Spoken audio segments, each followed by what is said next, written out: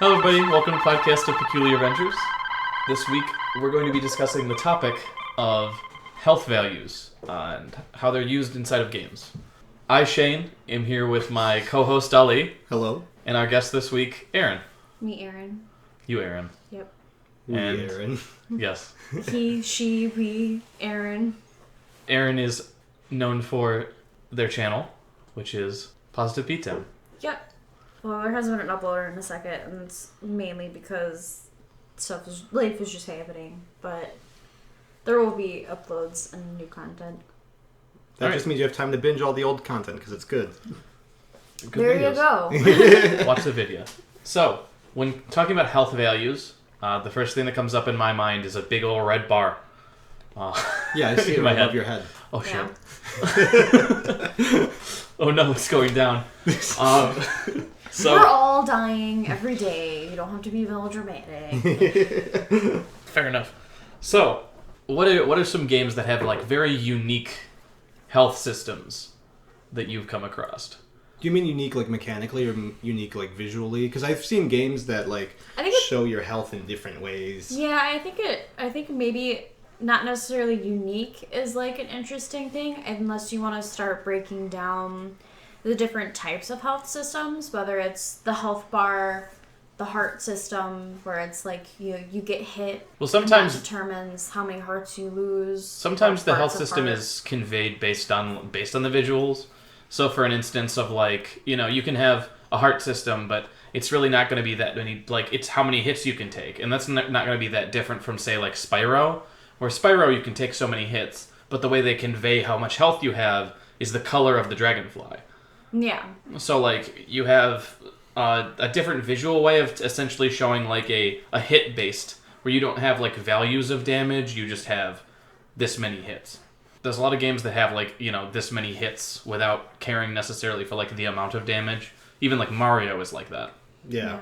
GoldenEye is also kind of like that, if I'm remembering correctly. It's either GoldenEye or Perfect Dark, because those two games just blend together for me. Where it's on the end or the sides of your peripheral vision, quote unquote, in the game, there's like this interesting design that almost looks like you're looking through the scope of a gun or something. Mm-hmm. Where on both sides there's different color meters. So like if you're in the blue, you're at full health, and it'll slowly start to turn to more warm colors as your health goes down. And that's kind of your visual. As well as, like, when you take a hit, you hear really heavy breathing, and, like, your vision kind of, like, blurs for a second or, like, turns white. But then you see, like, I think it's GoldenEye, that's how many hits you have. But it's those side scope meters that are on your peripheral. Mm. So, think of a game that you really, really like the way that it shows the health system. Like, what's one that you find to be really cool, that you like the way that it shows? I've always liked just the visual aesthetics of Kingdom Hearts. I was about to say that, yeah. Because it's your character and it swirls around, and then the longer it gets, it kind of goes out into like towards the center of the screen. So is it does Kingdom Hearts show it on the HUD or is it above your character? It's on the HUD. Yeah. Okay. Yeah, because a very common thing with a lot of strategy games, especially like games where you control multiple units from like a sky view, so like RTSs and all that, the health bars will be above the character because they're not going to show you the health of the characters on the HUD as much. Like if you pick a group of things, it'll show you all the health bars in like a section, but every character will have a health bar above the model. MOBAs are like that because they're based off of RTSs. And I remember one of the most confusing things for me going into Smite when I first played that game, because Smite does it's like a third-person MOBA instead of a top-down one, was your health bars at the bottom of the screen in a HUD. And that was, like, so weird for me to play a MOBA and then not look above the character's head to see what my health was or my mana values. So it was really hard when I first started playing it to track how much mana and how much health I had used. Or, like, how low I would just die and I'd be like, oh shit, I didn't know I had low health. Yeah. Because it was so confusing to me for the genre.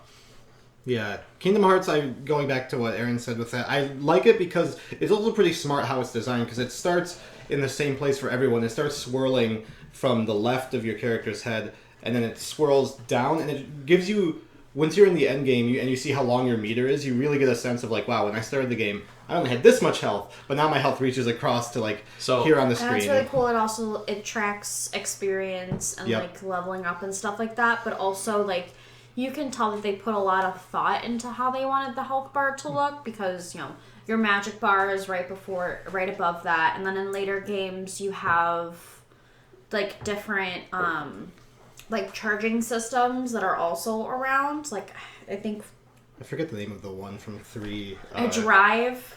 Oh yeah, drive is one. Drive is also like there's a drive meter that's right next to your character, and it's also very intuitive because it swirls from the center out, it will deplete from out to in. So like it's like it makes sense in your brain to when you are low on health, it gets closer to your character, which also makes you look at the nice little visual of Sora looking super hurt and he's blinking red because sometimes like when the music is playing, like you can't hear those sound cues right away because there is a sound cue, much like an example that everyone probably would know. This is an assumption, but like Pokemon, where like it's that alarm system. Yeah, there's one of those in Kingdom Hearts as well as a red visual. And also the bar will change color as whatever your health is too once it gets lower.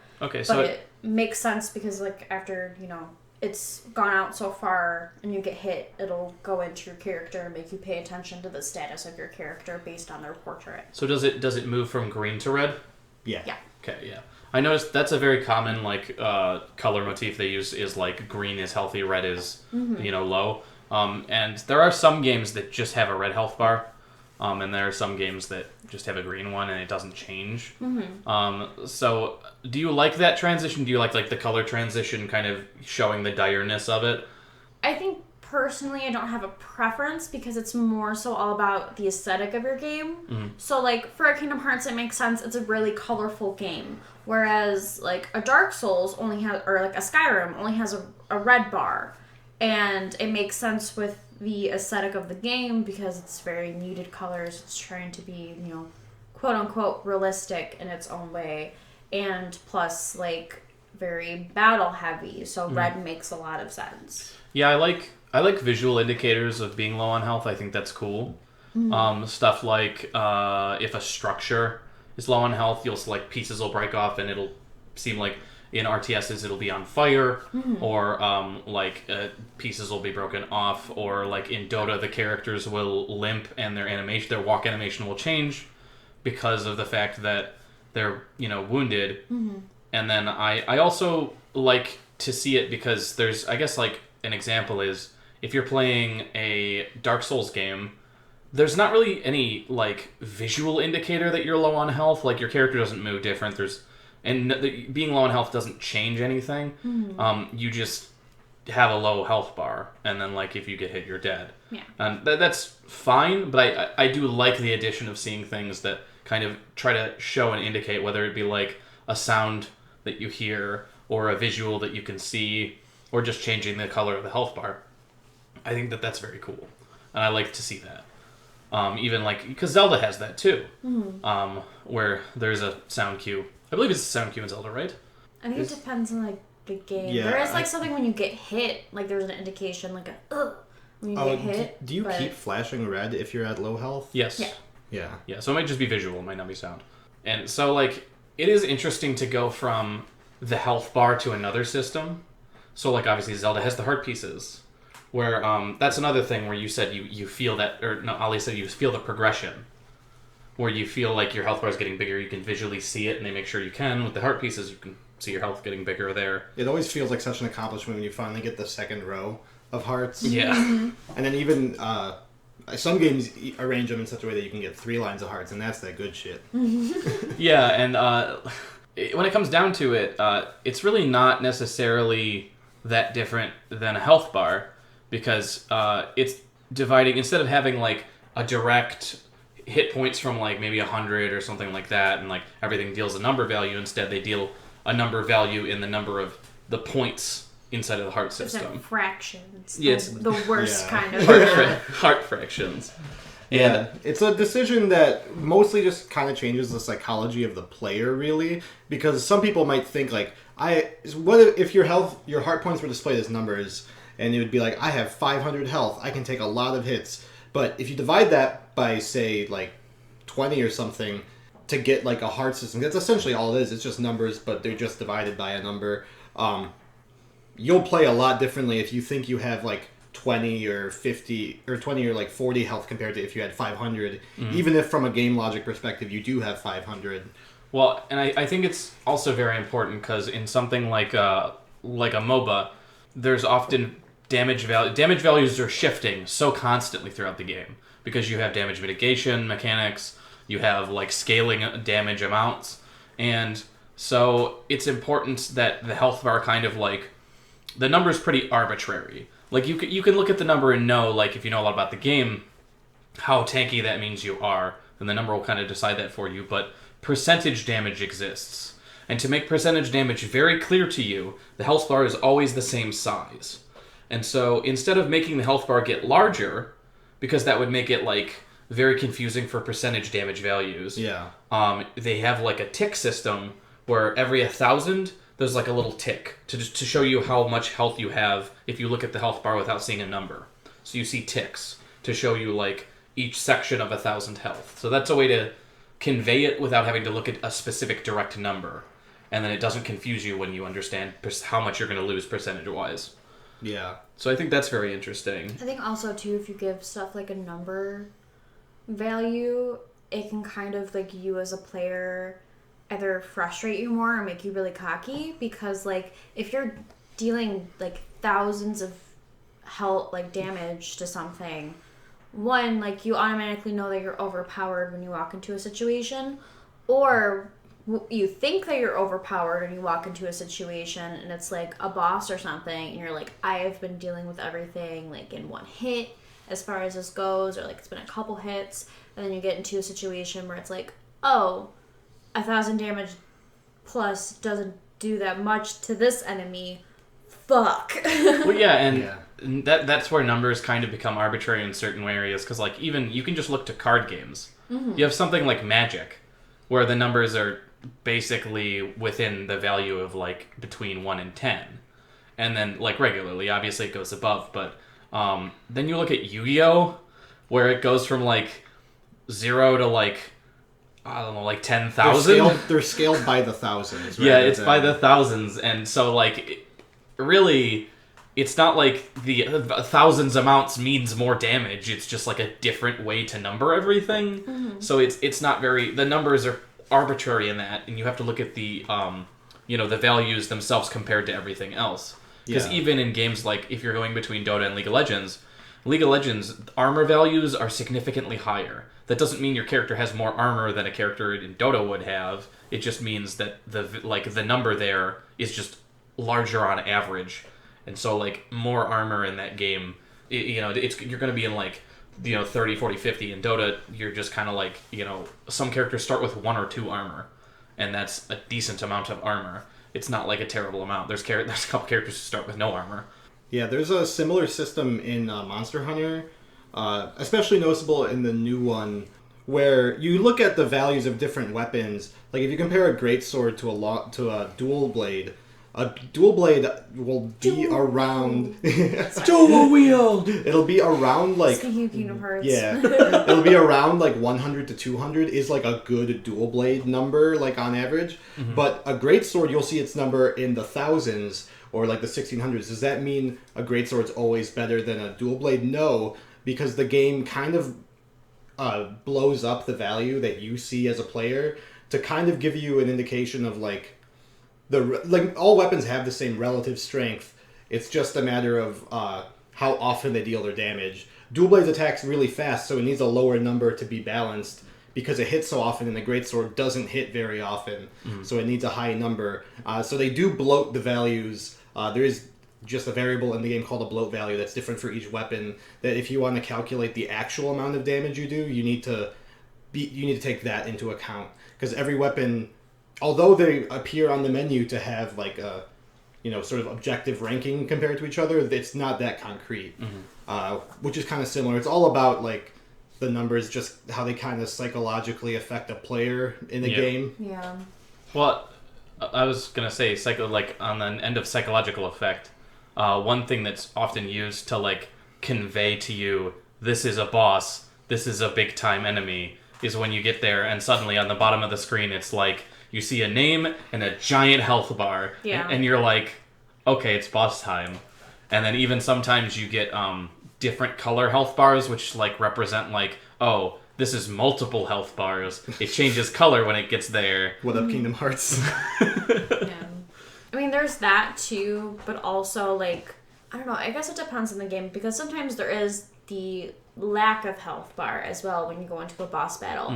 And your only way to know how much health they have left is by just phase of attacks, because like I think that's one way that games like to indicate what phase of a boss battle you're in is severity of attack or frequency of attack, and also type, because bosses, I think across the board it's pretty standard.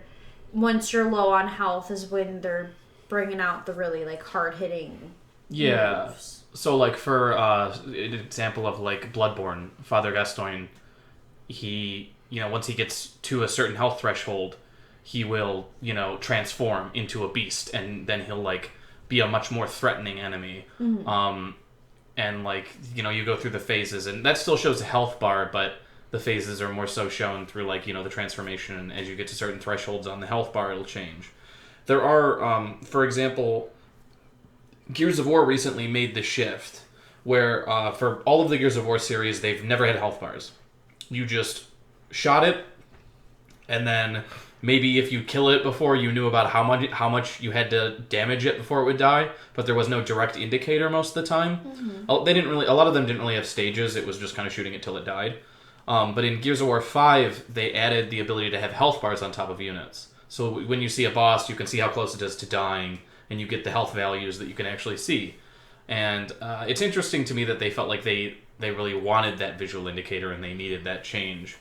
And it could just be because they felt like, there's no stages or anything. It's the same thing the whole time, so maybe you just want to know how many more bullets you got to punch into this person to kill him. But I haven't really heard a lot of people complain about that. And also you can turn it off if you don't like it. So at least they understood that like some people don't like adding these things in, so they give you the option to turn it off. So I think that's pretty interesting. Some bosses will actually do the stages based upon like how many health bars you've gotten rid of. Instead of like the percentage of the health bar, it's just this color is this stage, or this color is this stage kind of thing. Or even take out their health bar. Once it's dead, they get a new health bar, and that one is for the next stage. Which happens frequently in a lot of different boss encounters too. I kind of like the multi-health bar system more than either a replenishing health bar, like when you get to the end of a new phase, or just one big one. Like I guess it depends, because I both like and don't like seeing all the like little blips that represent other health bars. Like in Kingdom Hearts, when I see a boss like that, I'm always like afraid that, oh, this is going to take forever. But sometimes they have like such low base damage values that your basic combo can take out like 2.5 health bars. So it really depends on like the individual encounter, how difficult it is. Like I remember the bonus boss in Kingdom Hearts 358 over 2 days, which was just a big dragon that it's just flying around in an area. You're not supposed to fight it unless you're trying to do like the bonus mission. I remember it had like 10 health bars, and then it also had like a lot of health and high defense, so that it was a slog of a boss fight. And those sorts of fights I like it less, but I like it when you can take out health bars with like relative ease. It feels more rewarding. Yeah. Because it's like... I did all this damage. Yeah. Yeah. You get to watch it shoot down, and you're like, yeah, you get the satisfying feeling. I'm the best. I did it! My friends are my power. Health bars are definitely very, very frequently used in a ton of modern games.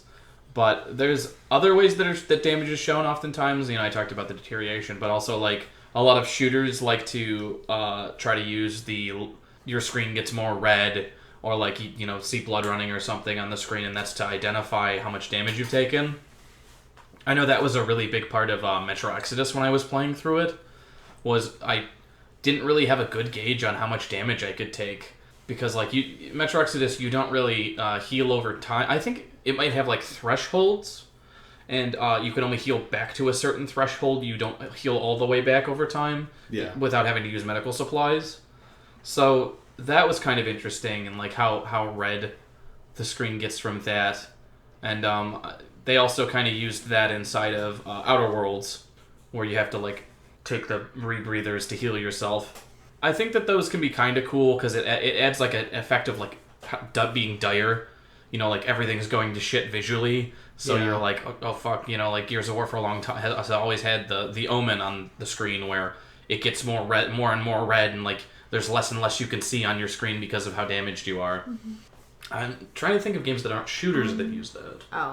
Horror games. Yeah. Kind of. So like, you know, a typical horror game, if you like take a hit, it'll slow you down. Or, you know, your vision will kind of go crazy. Like, it'll almost, in a sense, punish you for taking that hit. Especially, like, horror games where there is no way to defend yourself because you gotta run. It also just depends on the game, because some horror games, it's, like, one hit and you're done. Yeah. Like, but it also kind of depends on the enemy, too. So, like, an Outlast, the supernatural enemies, like, one hit and then you gotta go through getting your nuts stabbed through.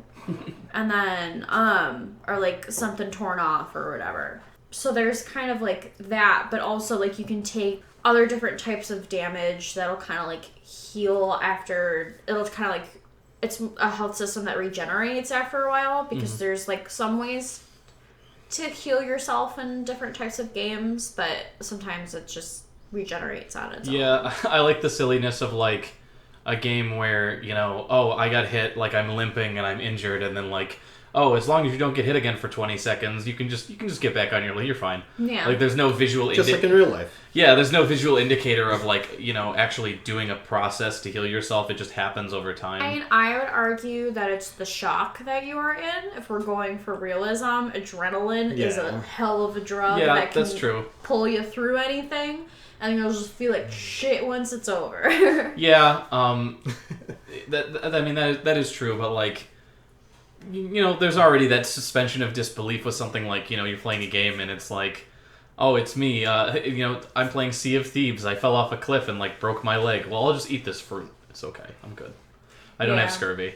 I know it's kind of like health items anyway in general. It's either like, you take a big syringe and you stick it in your arm and you're all good, or, you know, you eat a rotting piece of fruit and it gives you a little bit of health, just enough to get through this one area. Or health items just EpiPens. I mean, a lot of the time, yeah. I mean, like, it makes me think of, I think it was Far Cry 2. They're too expensive to just be laying around like that, though. Far Cry 2 was just like the your character, when you wanted to heal yourself, and this is, you know, this is the gameplay element of you won't heal until you do an action. So like you have to do an action and it takes time to do. So for like for Far Cry 2, it was like your character would like lift their arm up, and it would be anything from like pulling shrapnel out of your arm and like throwing it to like breaking your arm back into position. Yeah. Which it was really visceral and really cool to see that. But then you have stuff like Left 4 Dead, where the medkits are just, you have to bandage yourself up for a little bit. A lot of it's, you know, you have to try and like get to a safe area to do it. So like Apex Legends, I like that Apex Legends doesn't let you heal over time, unless arguably there's one character who can.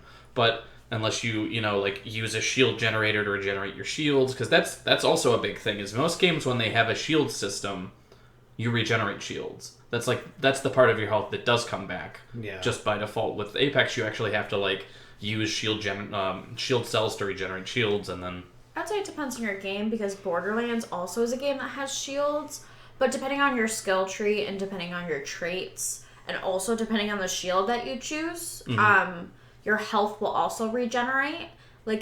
That's another game where I kind of like you having a shield as part of your health bar, because one, it's just extra security, and then also it kind of makes it worthwhile when you have a really tough boss that just breaks through your shield and you're like, shit, and you gotta like figure out what to do.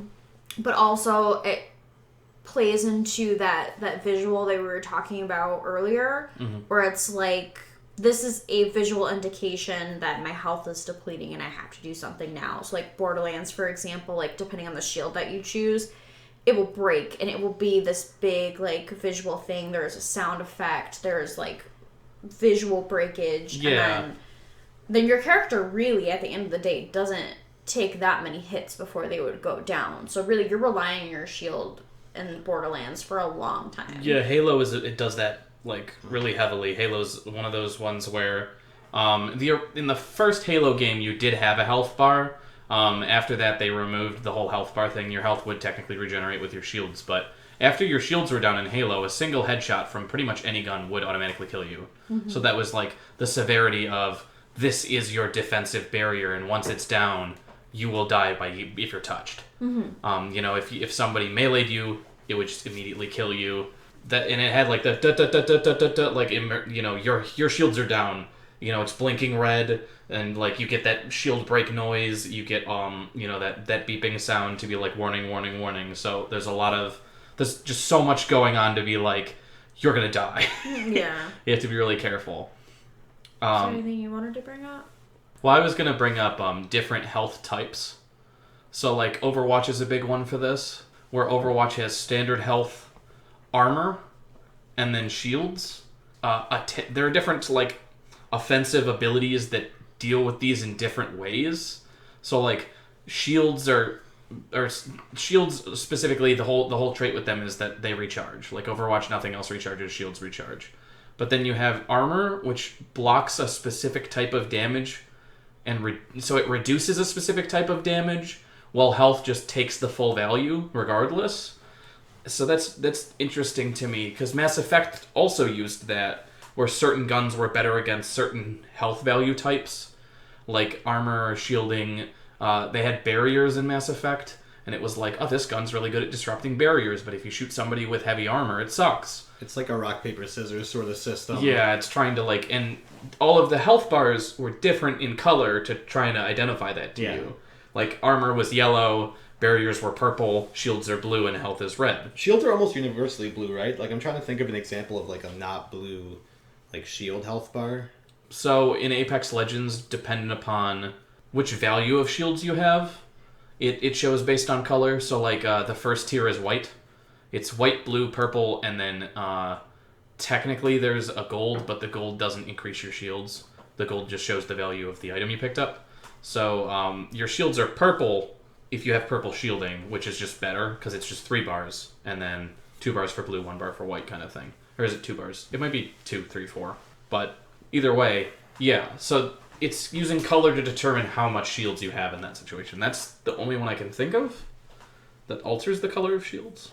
But because I think it's interesting how universally like shields are always like blue, the same, almost the same like light blue kind of shade. I feel. I think probably that just comes from like the first times they were shown up in video games. Really, that was how they wanted to show them, and then everybody's just. It's become so commonplace. Just like how poison is purple, when like nothing there isn't really like a purpleness to like real life poison. Like, venom isn't usually purple, so it's like this weird color coordination that everything has where, because they started off by showing it one way, everybody's like, oh, that's just how we'll identify it now. Because poison starts with a P and so does purple. I feel like that's probably it, honestly. Do you remember Legends of the Hidden Temple, the purple parrots? They were also poisonous. Yeah. So, I mean, it does fit along the lines of, like, poison arrow frogs are colorful, like, very, very colorful, although when I think of a poison arrow frog... really purple. Some of them are purple and black. Blue and black, I thought. But, well, purple, black, blue, and black, like, they're just bright colors. Yeah, so, like, bright colors, like purple, do show poisonous in nature. Purple parrots have venom in their beak. They distribute. Thank you. Their large talons. Yeah. They're just poisonous anywhere. Do the poisonous parrots have large talons? That's what I just said. I know. It's okay, babe. Later I'll catch you a delicious bass. What about red snapper? Tina, eat your flippin' dinner. Alright. Anyways, so, I guess speaking of poison, what about like health effectors? And like status effects Like that affect. status effects, yeah, that affect your One health. thing that came to my mind of just a weird status effect was I thought of Yoshi's Island for the Super Nintendo, and mostly the touch fuzzy get dizzy level, which running into the enemies in those levels, which are like big floating dandelions, they don't actually damage your health, but what they instead damage is like the effect is like they make Yoshi high, really, because the screen starts to distort with as if it was like on a like a waterbed, kind of like it moves around all wavy like, and it gets really hard to tell where the actual distance of platforms and stuff. I always like those sorts of attacks that never damage your health really, but they damage like your character's cognition. Yeah, so again, like status effects and stuff, like for instance, in Pokemon Paralysis, that doesn't actually hurt you, but it makes it so that your speed is significantly lessened and you have a 25% chance to just do nothing. Yeah, Well, it depends on the move if it technically hurts you or not. I'm like, while you're being paralyzed, yeah, it doesn't. Well, yeah, the status I meant because you have burn and you have poison, which are DOT. Yeah. Those will do damage over time. Paralysis or being frozen, the attack will hurt you. Asleep. Or being asleep, yeah. The attack might hurt you, but you won't be damaged by the status effect. Mm-hmm. As opposed to like poison and burn, where like burn is like halfway, because it reduces your attack. burn halves your attack and then also does damage over time. Well, poison just does damage. Poison just does damage, and then there's also badly poison, which Yeah. is an increasing percent of damage each time. And then there's stuff like Venoshock, which does bonus damage if they're poisoned. Yeah, which are more recent things. And then, of course, Confusion, which is always my least favorite. Oh, God, of just yeah. 50% chance upon getting hit to hit yourself. Yeah. Yeah. And it doesn't Confusion scale based on your attack? Stat. Yeah, It attack does stat, a yeah. like neutral attack to yourself, which is why Swagger is a move that works, where it boosts your attack, but then it confuses you. Yeah, when I was a kid, I was so confused on Swagger, because I was like, why would you want to give your opponent more attack? And then I realized that it makes it scale up on how much you hit yourself. With a lot of status effects too, there's also ones like you know in other games you'll have stuff like a slowed state or a stunned state. Many times that won't really affect your health, but it affects your ability to go about doing things. Or like being blinded, I guess, in a game. Yeah, there's pretty much anything, like any of the statuses in like a Final Fantasy game, like because blindness is one, and then those also can affect you after a battle. So like you'll still be poisoned after that, or like and possibly still take damage. But yeah, and those are kinds of things. I forget what their status effects. There's like a whole list of things that you can be. Yeah. There's also like frightened too and stuff like that. My Is it favorite- frightened, or am I just thinking D&D? Well, I mean, so you have something like Darkest Dungeon, which has a very unique take on doing stuff like that, where Darkest Dungeon, you almost have 2 health bars instead of Darkest Dungeon, because you have how much fear you have. And then also, so that's like an alternative health bar, like hunger or fear, or Hunger's things a like good that. example. Yeah. Where in Darkest Dungeon, you do have hunger in Darkest Dungeon, but that's like you take fear damage and health damage when you starve. But with fear, it's you keep getting this threshold, and then you get to a point where your character's will is tested, and if they're lucky, very lucky, I think it's like a 5% chance. It's very small that your character like will have an iron will, and they'll be empowered by like breaking through all of the fear. But because it's trying to be like this eldritch horror insanity thing, most likely their mind will break, and they'll have like a negative status effect applied to them, and they'll start like scaring everybody else because like they're muttering to themselves or something, and it's causing fear to everyone else. So a lot of Darkest Dungeon is like you almost have to you can try to heal fear on your team, and also the enemy will try to inflict fear. Like one of the first things people all kill in any party I run into in Darkest Dungeon is the one that inflicts fear on people, because I more so than being scared, I'm afraid of, or more so than them losing health, I'm afraid of them getting so much fear that it screws over my whole party, because that's the easiest way to like screw over an expedition. Interestingly, and this is interesting to me, because Darkest Dungeon doesn't go about the fact of your health hits 0, you're dead. It's your health hits 0, and your character like also tests their like how capable they are at like surviving, And so there's a chance that they just like, they fight through it, but then their fear will go up. So there's a lot of like balancing between those different values and those different almost like health points that you have. So it's almost like a death save? Yes. Like there's a chance. There's a lot. It pulls a lot from like RPG, like tabletop stuff. And then there's also some interesting statuses, like you have a parry, where it's like you can, and this exists in a lot of things, you reduce the damage you'll take, and then you strike back in response. Mm-hmm. And I was thinking about like double-edged sword style things, because that game focuses a lot on, there's the trinket system, where you can give somebody a trinket, and usually it negatively affects them in a way, and then positively affects them in another way. Those are interesting status effects. Yeah, those make sense. A lot of like survival-based games that are like that too, where it's like, it depends on the game, but like there are some games that in order for you to boost this one stat or something that maybe you need for like a small mission that you're going on, mm-hmm. maybe you have to be hungry, so that way like you can make room. And so it's that balancing thing. Like Pathologic does that, and same thing, like I think We Happy Few also has a system that's mm-hmm. similar to that, where like you have like a hunger level or like a thirst level, and then you also have a sanity level and then a health level. And in Pathologic, because it deals with like disease and stuff like that, there's also a level for like how healthy you are. And so it gives you the option of, it's either because you are supposed to be a doctor, specifically in like Pathologic 2, you have to either determine, okay, so I run the risk of giving this person that's a part of my mission this medicine that might not work, or I can keep the medicine for myself and stay healthy. And, it'll have in-game consequences and things like that. Or also, like, you're keeping all of these things in check. Mm-hmm. So, like, if you sleep enough, then maybe the hunger isn't so bad and you can still, like, push on, but you still need to sleep, even though, like, everything else is totally fine. And then once you sleep, those go down, because like that's how sleeping works, especially in real life. Like you wake up and you're hungry, or like time has passed and your body has consumed. Mm-hmm. And that's a big thing with drug usage in games. Yes, like the Fallout games and also Outer Worlds have it where like you can boost your stats with a drug, but then like you could get addicted, and there's like negative consequences to doing that. Mm-hmm.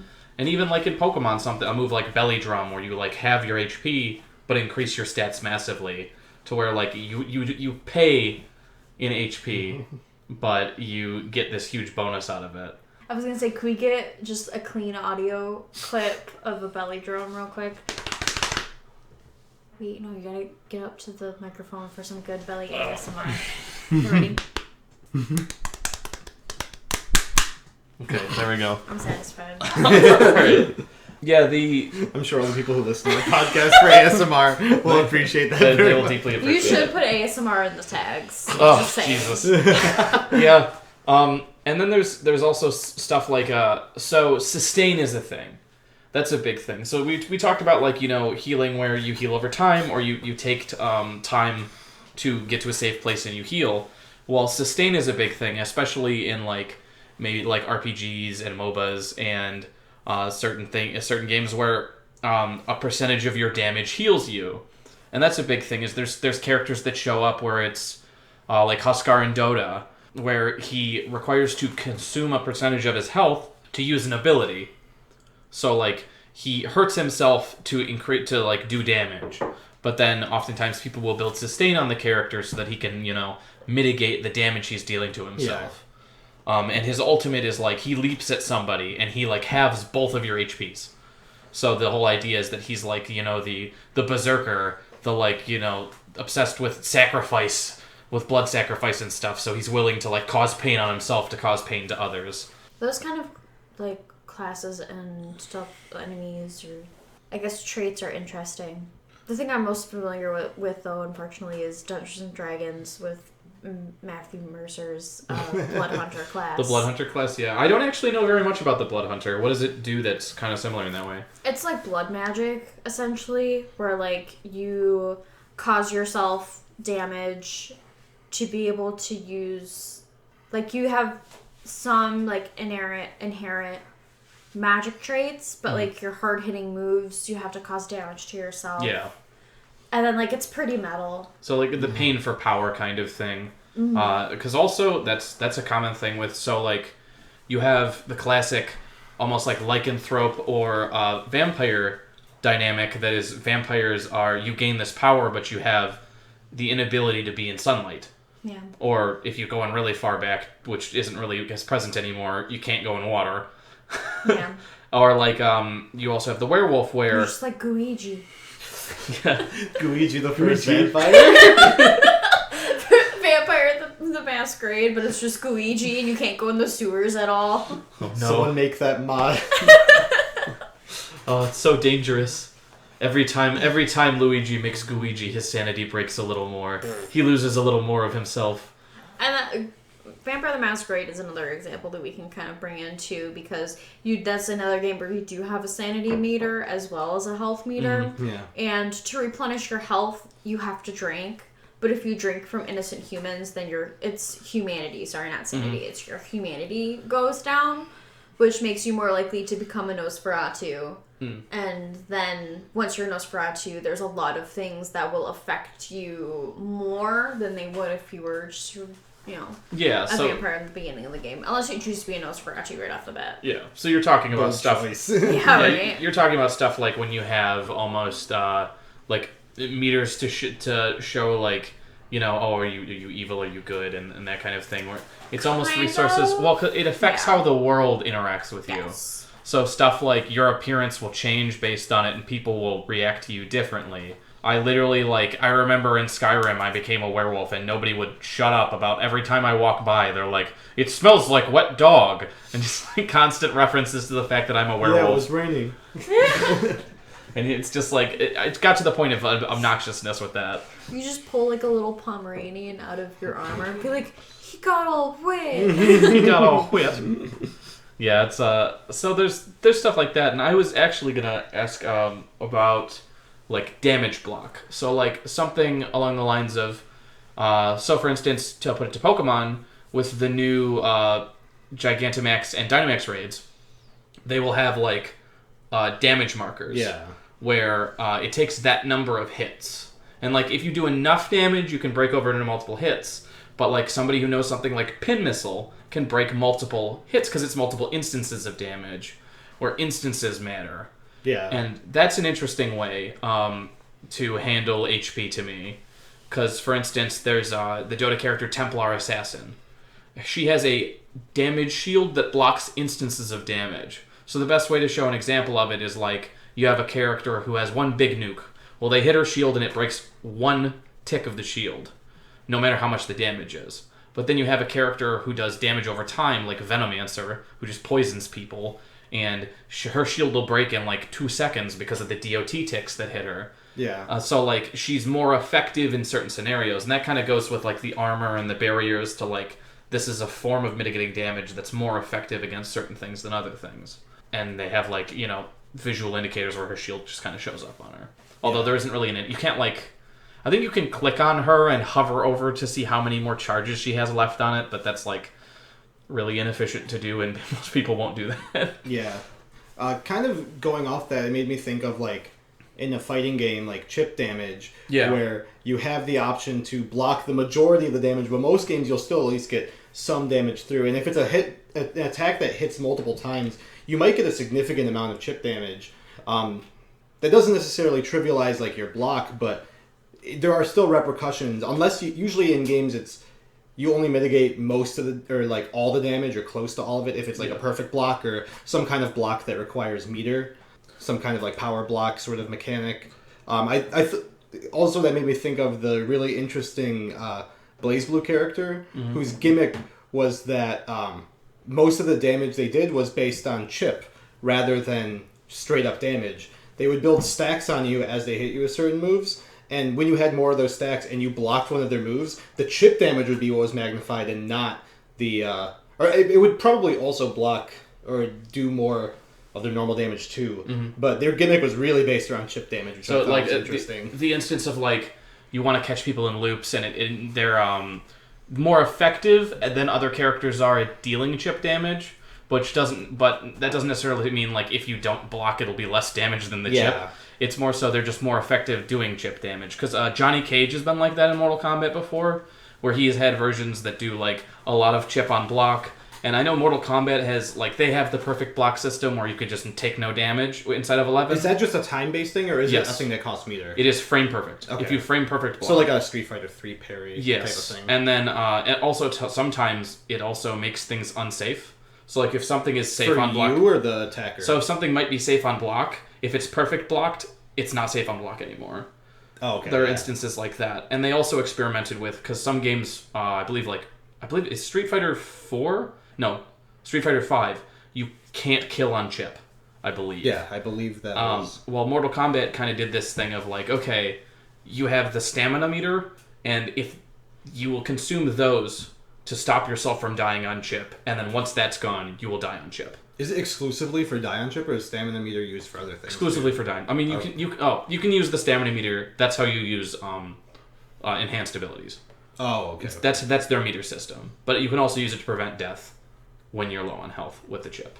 But I also immediately thought of the character chip damage when you're talking about chip damage. Chip Xanath, you mean? Yeah. Is it Chip Xanath? The Guilty Gear character? That is a character, but there's a character in something named Chip Damage, and I can't remember the name of it. I've never heard of the character. Okay, somebody can put it in the comments or something, or we can figure it out later. We have the internet. The technology. Yeah. Are there other ways that we haven't talked about that help? Chip Damage is also a character in OKKO. That's what it is. Yeah, OKKO has Chip Damage. Yeah, because OKKO just looks like a dork. What does he look like? Let me see. Oh yeah, he's the leader of like the superhero school that shows that, you know, helps. It's the My Hero Academia school. Yeah. He has gross abs. I mean, to be fair, most characters inside of that show have pretty like ridiculous proportions and ridiculous like visual designs. Doesn't make it less gross. Yeah. It's just like that weird. Yeah, I need to finish watching OKKO. The theme song is still the fucking hypest. Yeah. And also just Dr. Venomous is wonderful. He is. I just want to listen to his voice. Do you have the song stuck in your head now? Yeah. It's really good. Let's start the show. Oh no, now we're gonna that's get flagged. That's not even the best part. It's, you are my best friend. I just like that. I'm gonna get so flagged on this video. Yeah. But, so... No copyright, please. So how do you like the visual that Mario uses? So, like, Mario uses you're bigger when you have more health, and then you have different color because you have an ability. And, like... Depending on the game. So, like, Mario 64 or Mario Odyssey doesn't really do that. Health. Pretty much anything that isn't, like a typical, like, Mario... Any 3D Mario platformer has a different health system. Whereas, because there's, like, amount of hits, and then there's lives. Where you have a certain amount of lives, and you can collect more, like a 1-up. And then, like what you were saying, specifically with the 2D platformers, it is, you have a certain amount of hits that ranges from, like, 1 to 3. So, you know, when you're small, you can only get hit once, and you're done. You're done, yeah. And then, you know, once you get that first mushroom, you get 2 hits. And then once you get an ability like a fire flower or like a Tanuki leaf, I think, right? Yeah. The super leaf in the Tanuki suit. Yes, sorry, combining the two. It's an extra stack of health. It's extra that one extra stack. So like, well, I think not always in all the Mario games, because I know in Mario 1, if you're hit with fire flower, you go straight to tiny. Oh, okay. I think Mario. If you're hit with a fire flower, or if you. Yeah, if you have a fire flower and you're hit by any enemy, you go straight to tiny. But does a fire flower still make you get big? Yes. Yes, but they don't normally spawn, because they only spawn if you're big and you hit a block that would normally have a mushroom instead of a fire flower. Theoretically, if you, or no, I think in exactly Mario 1, if you're tiny and you touch a fire flower, it just moves you up one stage, so you just become big Mario.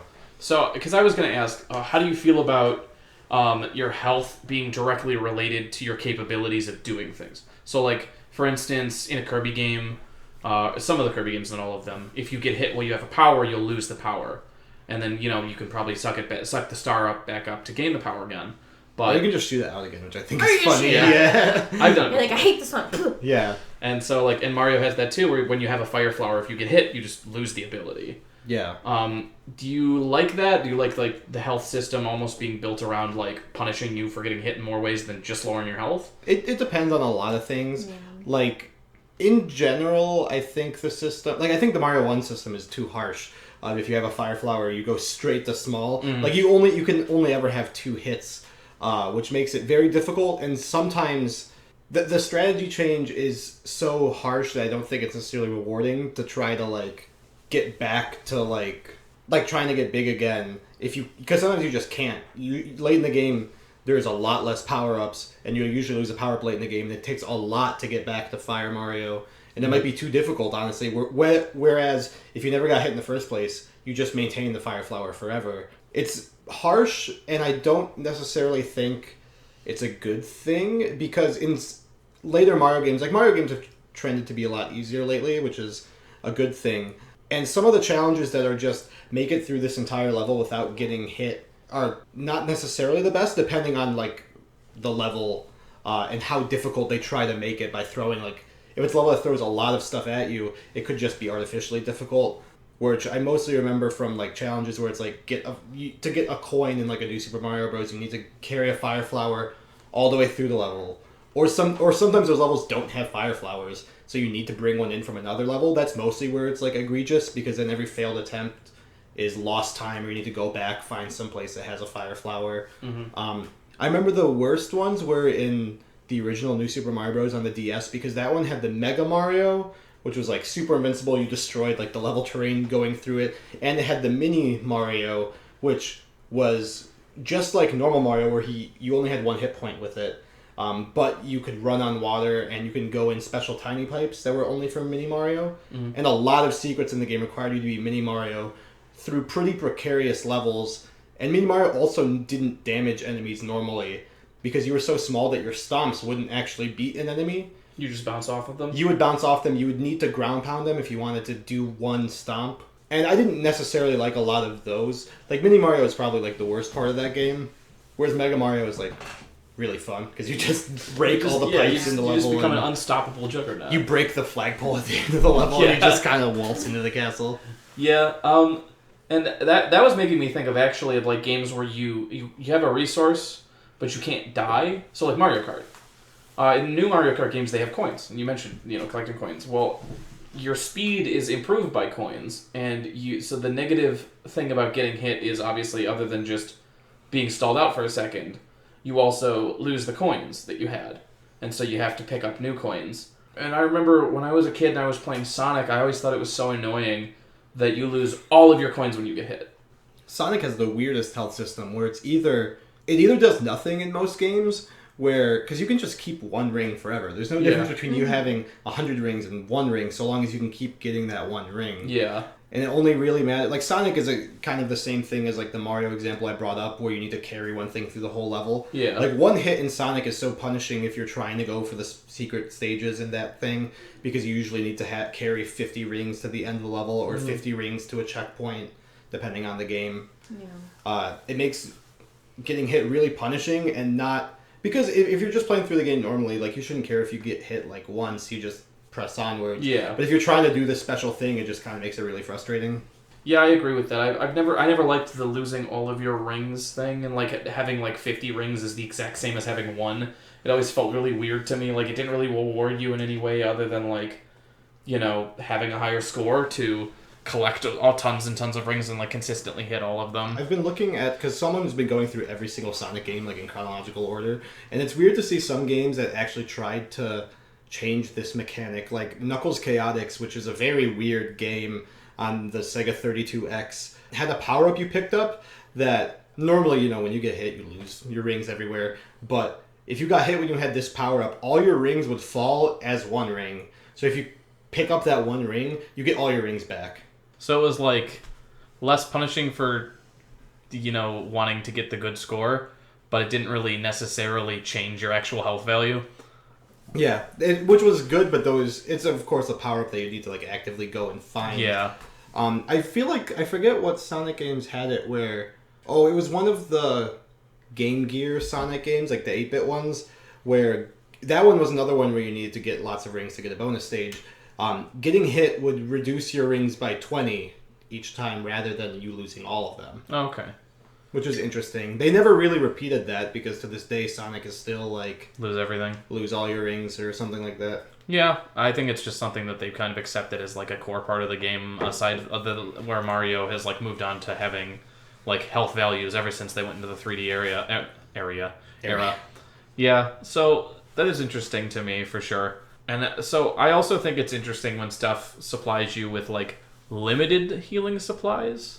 So you have something like Dark Souls where you can only carry a certain amount of Estus flasks. So like in a boss fight, you are specifically limited to this much healing. And obviously you need to take the time to heal and the boss is going to keep attacking you and everything. And then like after you finish a boss, well, you generally have to go farm some Estus flasks because like you don't have as many anymore. And if you're going to do another boss fight, or even if you lose to the boss, it's punishing where you have to go farm Estus flasks to go fight it again so you have enough to fight it. Yeah. I know that like punishing people heavily for deaths is a big thing for Dark Souls. Obviously, you lose all your souls as well. So you lose a resource majorly that helps you upgrade, essentially, helps you level up. Losing experience when you die. And I know that like one of the distinctive differences between League of Legends and Dota is that when you die in Dota, you lose money. Like, you lose money that you currently have on you as opposed to League of Legends, where there's no penalty for death other than obviously giving a reward to your opponents and having to wait to respawn. As far as like having limited health items, like that's a thing in survival horror games, right? That you normally can't freely. Yeah, like Resident Evil. Yeah, For example, herbs, but also just your. And this is like the issue with I think a lot of different survival games where there's like a grid system for your inventory, where this inventory item is a certain shape that takes up 2 or 3 different squares and it's horizontal and everything else that you have has to fit around it. It's like a puzzle. You're playing Tetris for survival. Yeah. And so then you have to combine items if you want to free up some inventory space so you can fit that extra bullet pack in there. Yeah. And then you with bullets you have to decide, do I want to store these bullets in here? Do I want to keep this gun in here? Mm-hmm. Or do I want, this item that I'm totally going to need later? And then, if you don't find like a safe room or something right away, you're going into this next section and you might not be able to get back.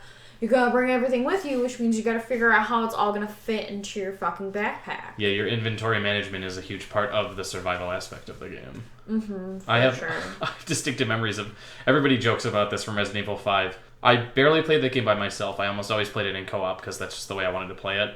But there's like always everybody talking about, they're playing through the game, they take a small amount of damage, they turn around, and their AI ally is just running up to them with like their highest level herb, trying to heal them with it, and they're like, no, don't waste that. I have like 2 hit points missing. Please stop. They're the inverse Donald.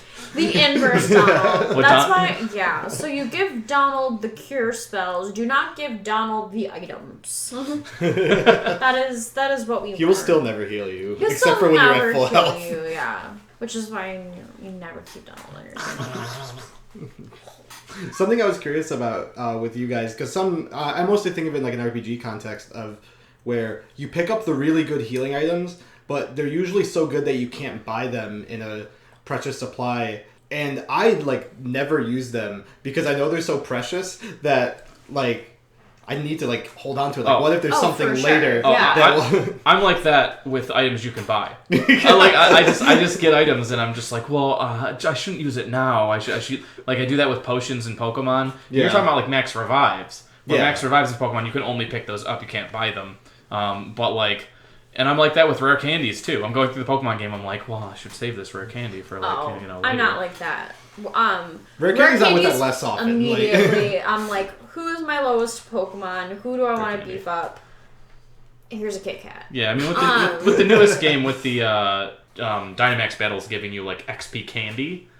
I felt less bad about using them. Yeah, the XP candy, I always forget that I have those, to be honest. And I'm like, as soon as I remember, I'm like going through them all. The XP, anything that levels you up, because when I play Pokemon, I'm thinking of my Pokedex always in the back of my head, so I'm trying to level up to get that next evolution. Because that's just like how I like to play. I want to tick that box. But as far as, like, health items in other games go, I am a lot more conservative with, like, higher level items, like a high potion or... Like Mega Elixirs. Mega Elixir, yeah. Like, any kind of, like, especially with JRPGs, because there's, like, 3 different levels for healing items always. Yeah. And so, like...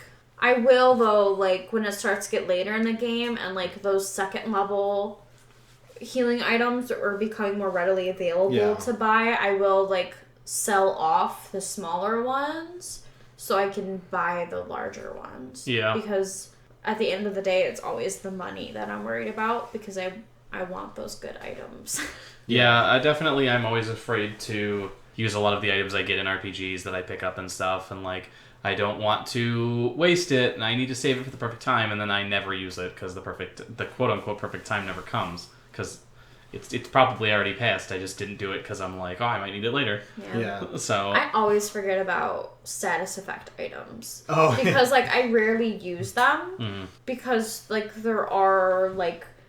It depends on the game, because sometimes there's rare instances when, like, an enemy, their whole thing is to, like, status affect you. Yeah. Like, for Pokemon, for example... I always forget that I have a berry that can help with paralysis. Berries especially because you get so many of them that you're like, you forget that any of them do anything other than just... I've been using them for cooking this whole time too. So I'm just like, so when I am like asleep is the only time where I'm like, this needs to not happen right now. You're waking up right now. Right now.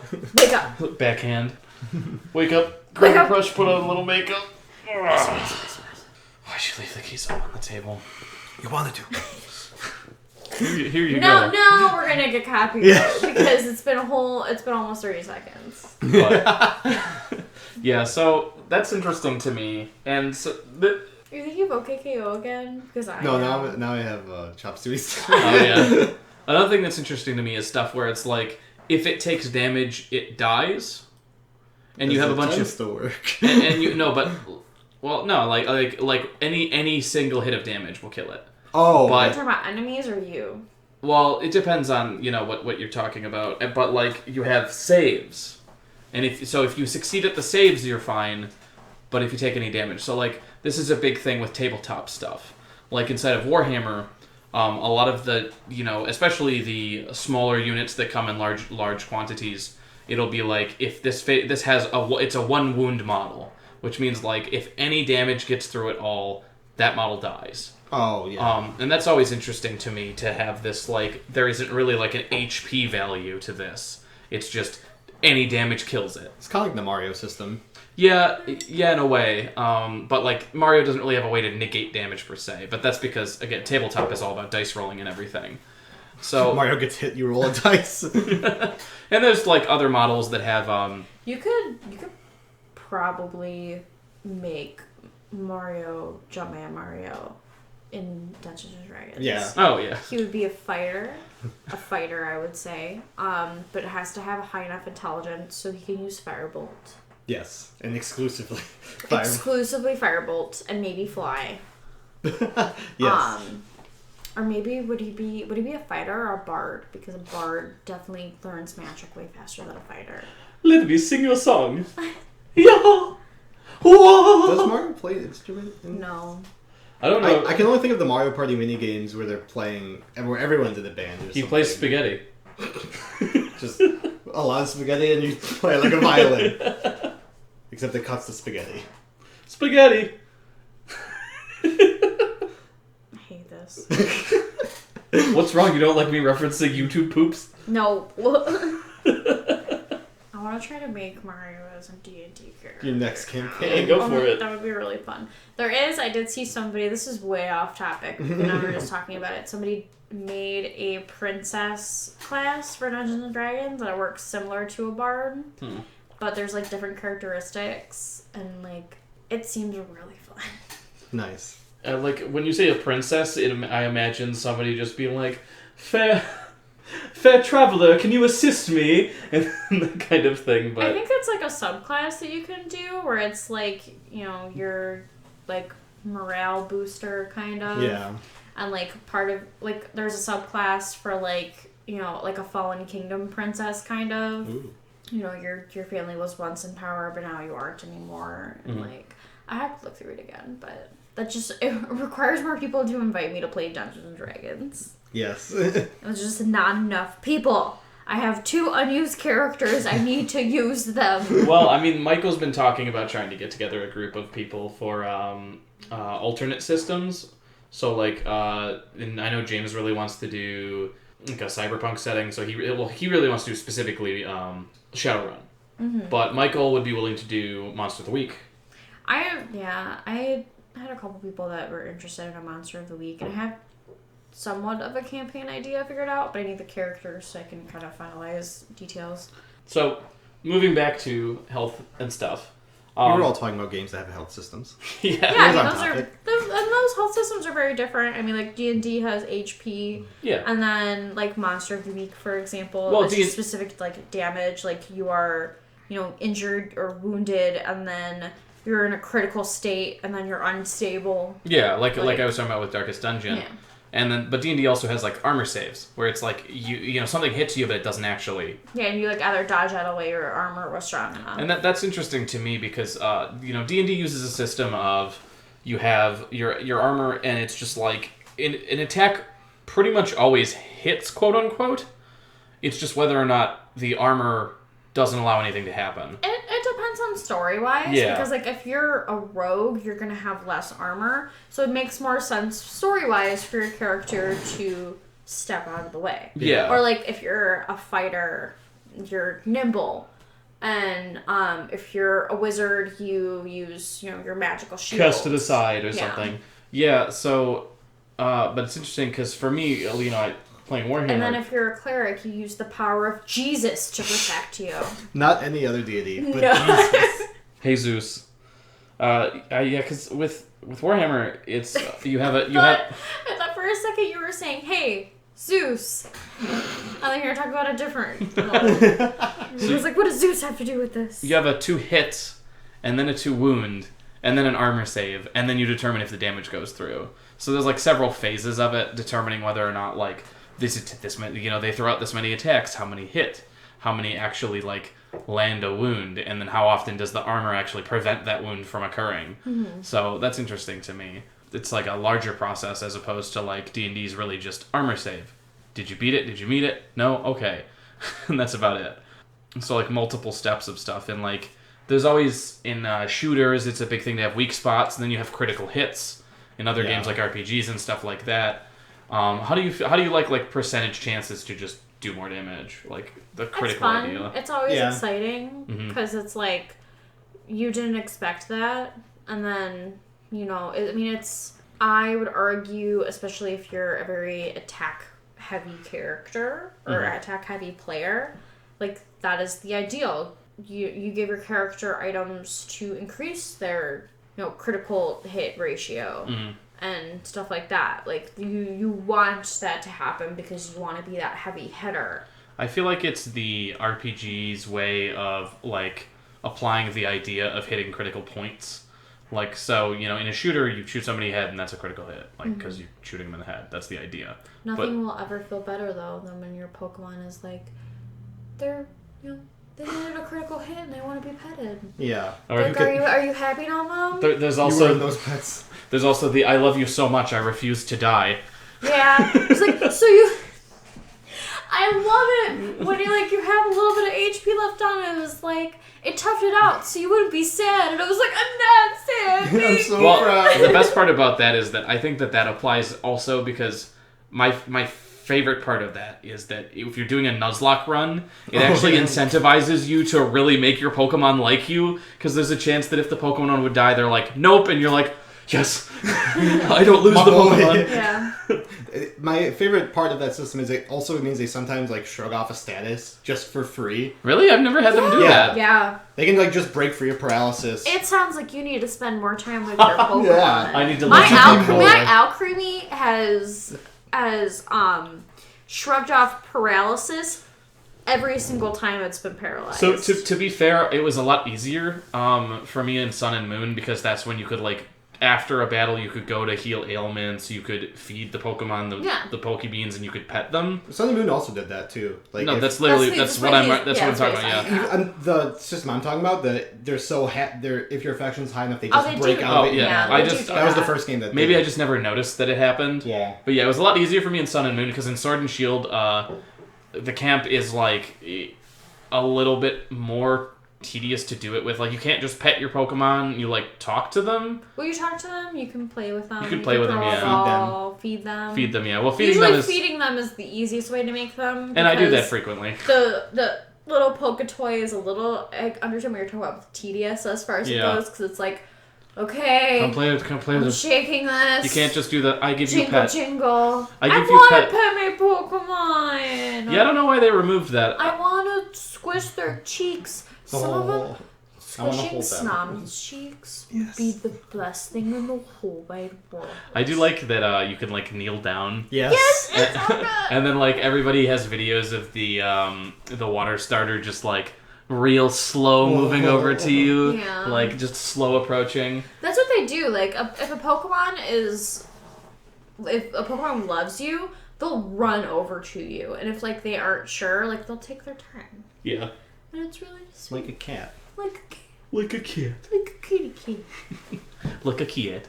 So, we were talking earlier about stuff like more survival games where you have stuff like hunger and where you have stuff like, fear. And there are some games that don't have health at all. Like, failing the game is reliant on an entirely different thing. Mostly dialogue-heavy games. Sims, yeah. You can fail Sims by... one, being a sadistic piece of shit and just, like, putting your Sims in a room with no doors, no windows. And no toilets. And no toilets, or setting the house on fire, or making them swim, but then not putting a ladder for them to get up. But also, like, in later Sims games, there's a happiness meter. Yeah. And, things are less likely to go off the rails if your Sim is more happy, which that is another game that has different levels that you have to watch out for. Are they hungry? Do they have to pee? Are they happy? Do they have enough sleep? So that's kind of quote unquote survival, I guess. Happiness is subjective. Get back in your box. Did you pee today? You aren't happy enough if you didn't pee today. Take these laxatives, it'll make you happy. Yeah. So, and that's always interesting to see, like, systems that use resources other than health points to try and, like, determine all sorts of stuff like that. I know that you can turn, like, realism modes on in games. Like, I think Fallout has a realism mode where you can have, like, a hunger meter as well as your HP. And then, of course, like, in most games that have magic casting, you also have to manage your mana and everything. Mm-hmm. Yeah. And that's a big thing. And, like you said with vampirism, you have the thirst a lot of the time. That showed up, I believe, in the Elder Scrolls series before. And, like, hunger. That's if there's usually some kind of thirst meter in anything having to do with vampires where you play as a vampire, because that's like a whole part of it. But like there's like a 50% chance that's also tied to like a morality meter, which is okay. I'm kind of tired of vampire games where like morality is a thing you have to take into account. Stop being melodramatic. We get it. I think for the Elder Scrolls series that it was literally like there wasn't really a morality meter. It was more so just people dislike you more if you're a vampire and that's it. Yeah, I'm saying though where like the main character, the whole point is that you're a vampire in the games. Like oh, okay, yeah.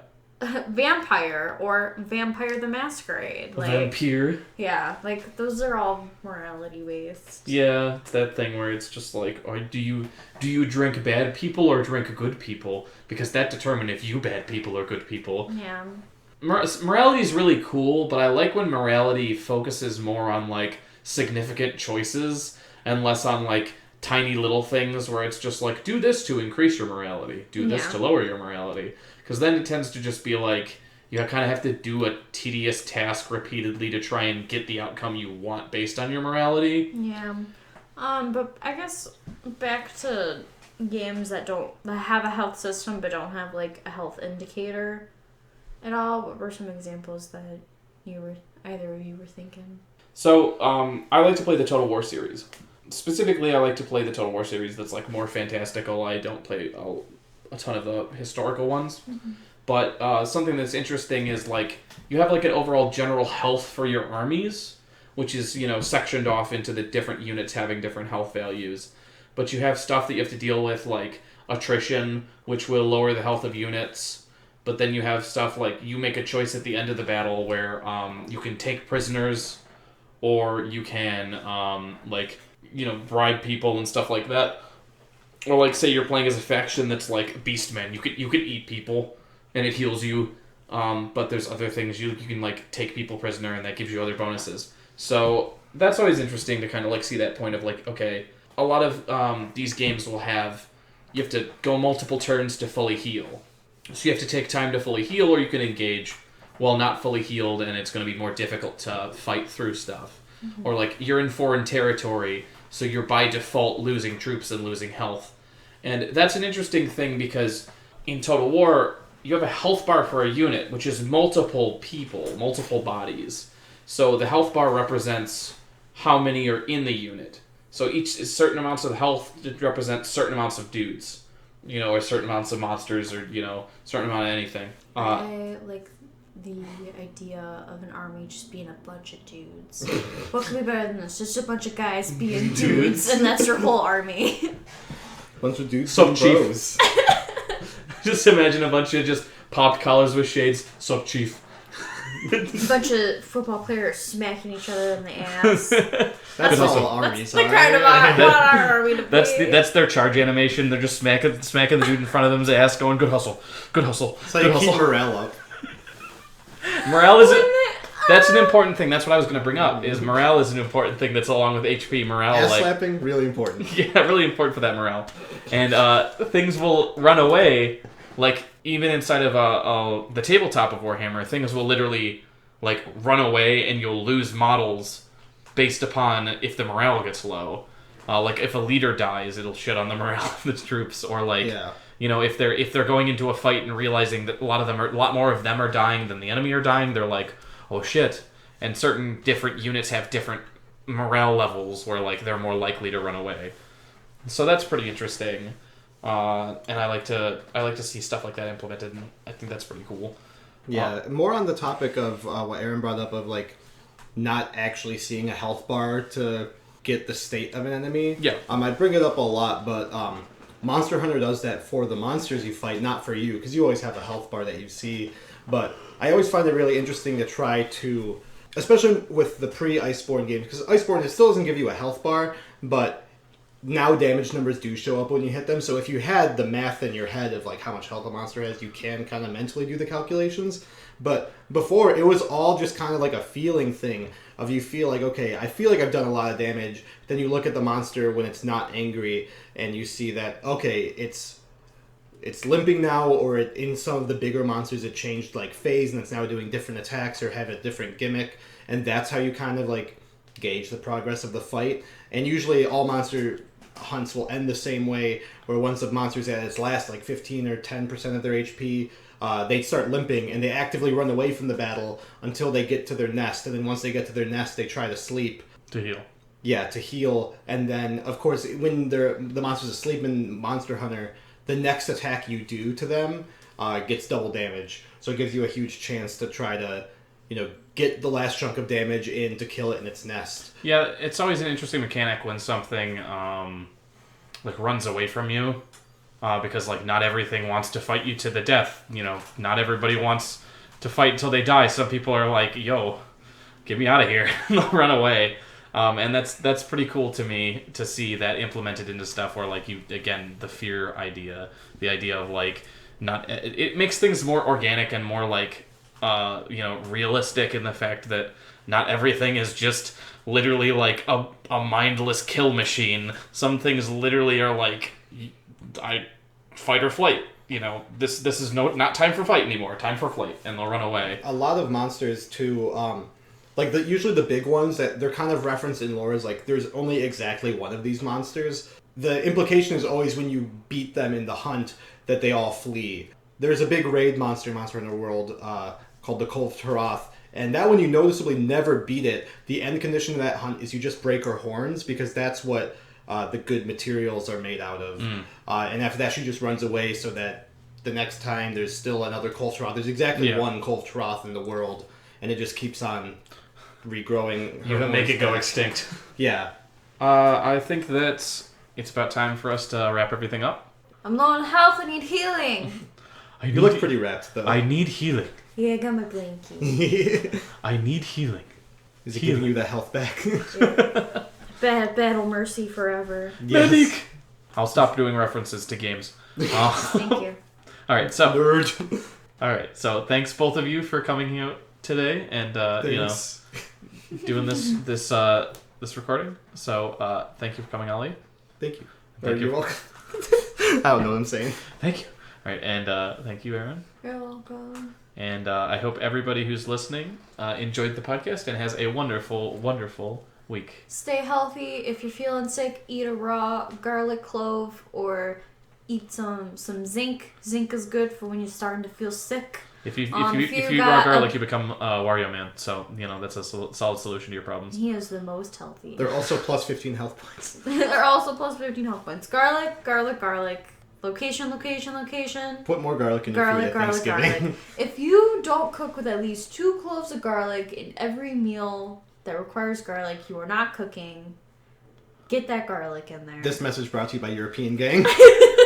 This message brought to you by Cosmic Beatdown.